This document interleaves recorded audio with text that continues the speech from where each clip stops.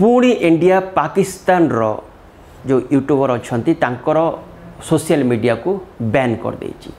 खास करके आपण जानथिबे हानिया अमीर, शाहिद आफरीद, फवाद खान एमानकर ट्विटर को बैन करछि। कारण आपण जानथिबे पूर्वरु मध्य बैन करा जाइथला जेतेबेले प्रथमे उरी घटना सामना को आसीबो किंबा 2011 जो बॉम्बे रे जो ताज होटल आक्रमण ताकू नै कि मध्य बैन करथिला भारत सरकार पाकिस्तान रो सोशल मीडिया।